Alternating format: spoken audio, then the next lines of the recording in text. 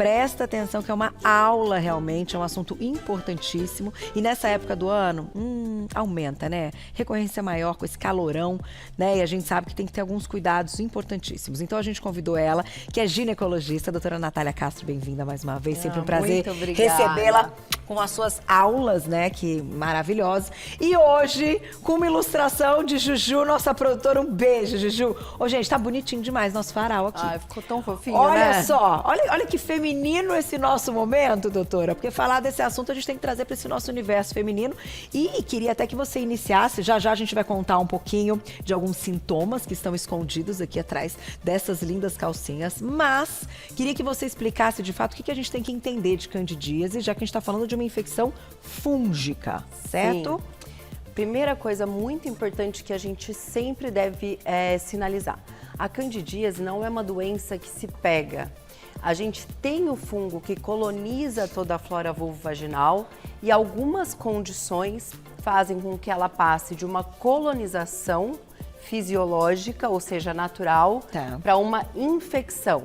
E essas causas, essas sim, são multifatoriais. Tem relação genética, doutora? Ou pensando até numa questão fisiológica da pessoa, enfim, individual? Tem um número exuberante de estudos científicos que tentam encontrar essa correlação, de entender por que uma mulher pode potencialmente na vida nunca ter, mesmo sendo exposta às condições que são propícias para desenvolver, e por que uma mulher, por exemplo, tem uma vez por mês que há candidíase vulvovaginal recorrente. Recorrente, né? De repetição. Até 5% da população feminina das mulheres podem ter, um número alto, 5%. Bastante. E é muito desconfortável. Então, existe um sem número de estudos querendo encontrar uma explicação genética para isso. Mas ainda a gente não chegou em 100% do entendimento.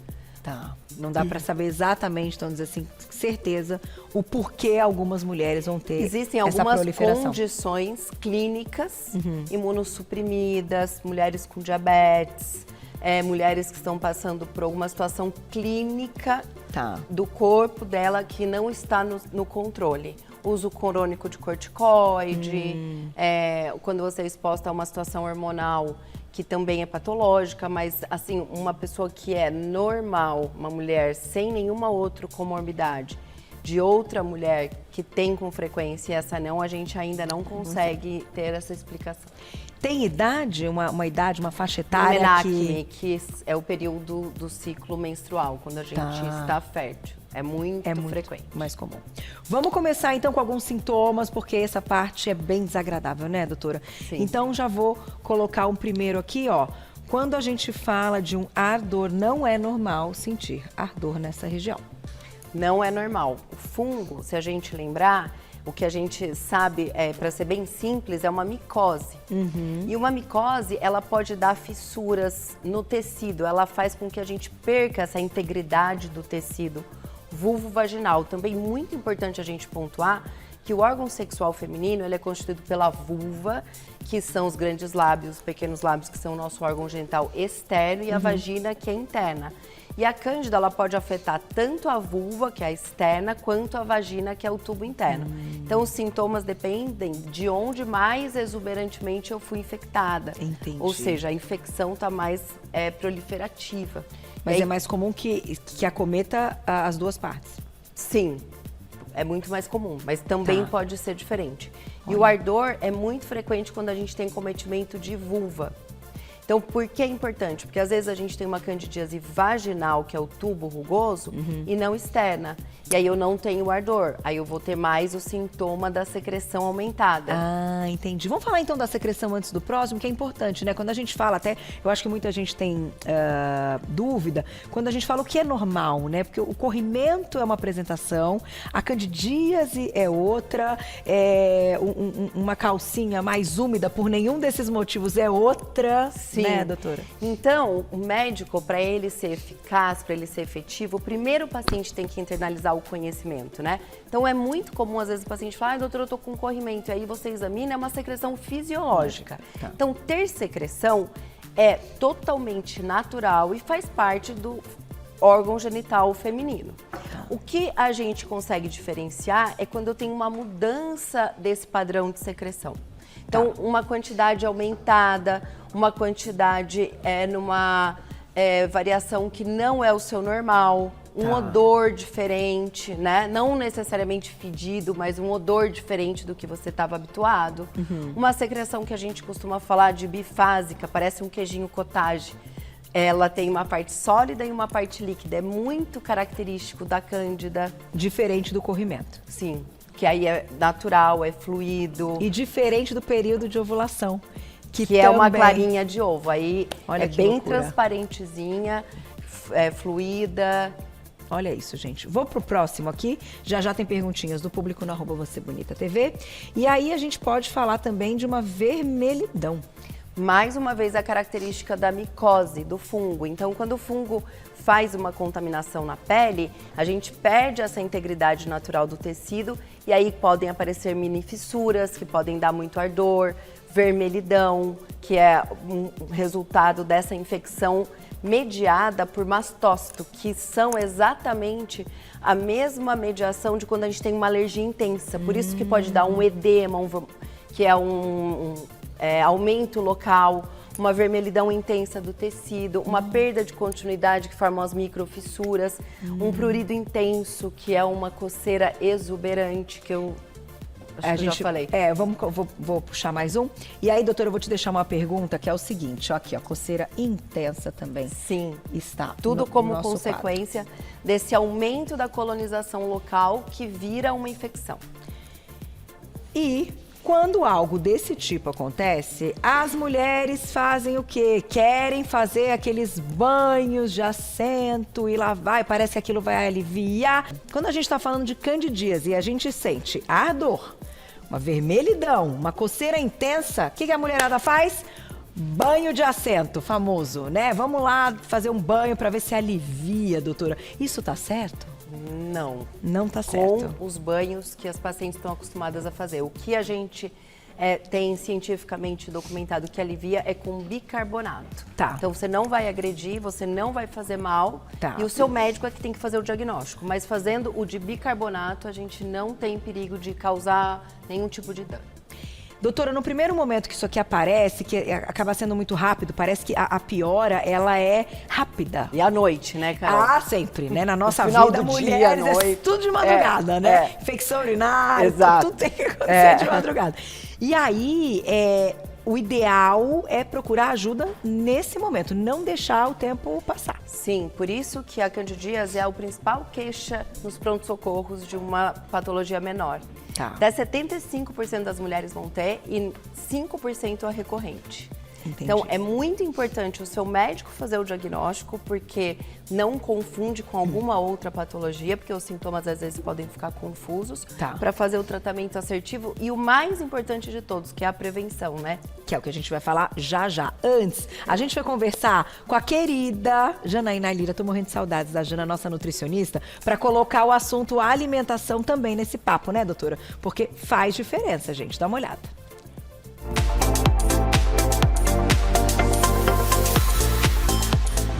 Olá, boa tarde. Eu me chamo Janaína Lira, sou nutricionista e o meu foco de atendimentos é saúde da mulher e fertilidade. Você sabia que a alimentação pode influenciar diretamente no quadro de candidíase? O que você come pode piorar ou ajudar no tratamento dessa condição tão comum. Vou te dar aqui algumas dicas práticas que vão te ajudar a melhorar os sintomas. A candidíase é causada por um fungo chamado Candida albicans, que se alimenta principalmente de açúcar e fermenta facilmente em ambientes favoráveis.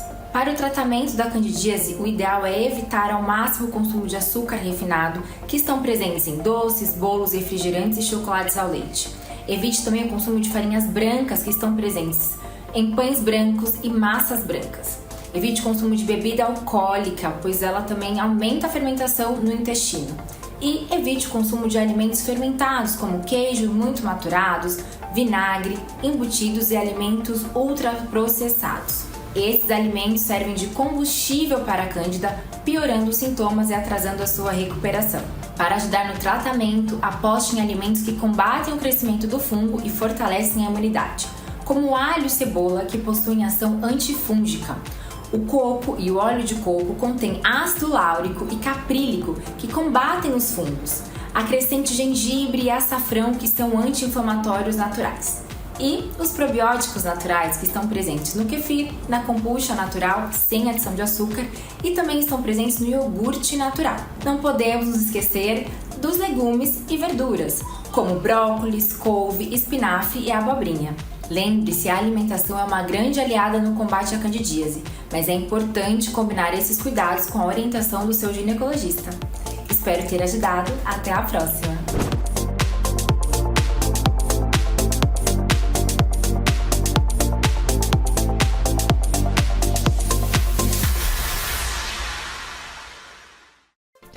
E você ainda ficou mais linda ainda depois de ter neném. Hein, Jana? Um beijo. Adorei. A gente tá com saudade de você, viu? 2025, ao vivo com a gente, por favor. O trabalho da Jana é maravilhoso. Vocês acompanham nas redes sociais. @nutri.janaínalira. Um beijo. Obrigada pelas palavras. E é exatamente isso, né, doutora? Muito açúcar pode piorar ainda mais o quadro. Muito. O que a gente fala, né? Você é o que você come. Não existe saúde sem ter uma alimentação saudável. E aí, no final do ano, quando você associa uma dieta mais desequilibrada, com alto consumo de açúcar, álcool, privação de sono, uma exposição maior à umidade, o verão, aumento de temperatura, roupas mais apertadas, você tem uma condição de todas as variáveis para o fungo crescer e dar o sintoma da infecção. Doutora, vamos falar de relação sexual? Quando a gente está falando de candidíase, eu vou abrir o último aqui, ó. Corrimento espesso, que a gente já comentou aqui a diferença entre eles e precisa do diagnóstico do médico para diferenciar tudo isso. Como é que é a questão da relação sexual aí ligada à candidíase? Olha, muito importante você pontuar isso, porque a candidíase, apesar de ser uma patologia benigna, ou seja, ninguém morre de cândida, ela tem uma repercussão emocional muito importante, porque a mulher fica com um sintoma exuberante e principalmente depois de uma frequência maior de relação sexual. Então não é a relação em si, você não pega da relação, mas o aumento da frequência propicia as condições que o fungo cresça. E é uma da sua imunidade, não é uma questão que você se expôs ou que o seu parceiro te passou. E aí a mulher fica se sentindo inibida, a gente já tem essa castração feminina de verbalizar, porque ela vai se sentir já culpada. E aí ela tem uma alteração emocional importante. Então, relação sexual não passa cândida, a relação faz com que mais seja uma variável que faça com que tenha mais chance de ter. Então, não é culpa de ninguém, sempre buscar um diagnóstico assertivo para fazer o tratamento. Antes da gente ir para prevenção importante, doutor, o tratamento é através de medicamento, tem uma parte interna também que é pomada? Medicamento antifúngico e ele pode ser usado via oral, via vaginal e também, como a gente comentou, externo, tópico em vulva. Então são 3 vias e que o médico vai decidir dependendo do grau de comprometimento da tua infecção. Tá certo.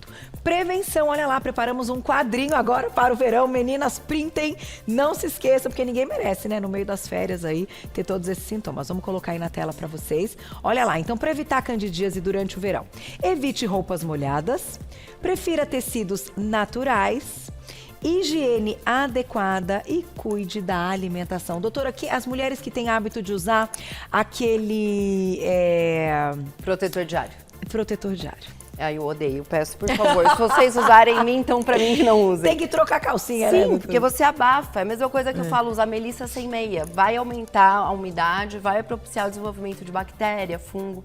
Então nunca. Sempre uma calcinha que propicie essa respiração, de preferência de algodão e branquinha. E branquinha. Tá aí. Tem perguntinha, Glaucia? Vamos lá. Tem a perguntinha do público. Obrigada, Rosa, um beijo. Antes de usar sabonete íntimo líquido todos os dias, eu tinha alguns episódios de candidíase. Uso há 20 anos e nunca mais tive cândida. Alguma relação? Sim. Os sabonetes para uso de vulva e vagina devem ser sempre neutros, sem cheiro e sem cor. E a grande maioria dos sabonetes íntimos tem essa característica. Infelizmente, existem alguns que não, mas provavelmente ela pode ter dado sorte e ter escolhido o correto. Tá certo. Tem mais perguntinha na tela? Obrigada, Sara. Um beijo. Infecção urinária pode influenciar a candidíase? O desequilíbrio da tua imunidade e o uso de antibiótico pode ser um gatilho para desenvolver o fungo. Porque o antibiótico, ele mata a bactéria que protege a mulher do fungo em exagero. Então, eu tenho como uma consequência o aumento do fungo. Então, não é incomum, após uma infecção urinária, de repente vir um É uma quadro de situação candidíase. frequente. E essa questão que você falou de imunidade também está associada Muito com a associada. candidíase. É imunomodulado. Então, gente, tem que estar forte, não tem jeito. Tem mais perguntinha, dá tempo até o final, vamos lá. Obrigada, Jane, um beijo. Qual o melhor sabonete íntimo nesse caso? Sempre neutro, de glicerina, sem pigmento, sem muita química, sem cheiro e sem cor. Tá certo. Tá quase lá?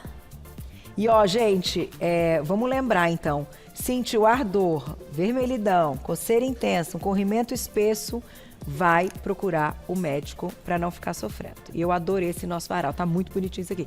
Quem escreveu pra gente na tela? Obrigada, Renata, um beijo. Candidíase e vaginose é a mesma coisa? Não. Não. A gente tem como colonização natural do trato geniturinário tanto o fungo, que causa a candidíase, Tá. quanto a Gardnerella, que é ou Mobiluncus, que é a bactéria que em desequilíbrio também causa a vaginose ou Gardnerella, que é uma outra infecção bacteriana.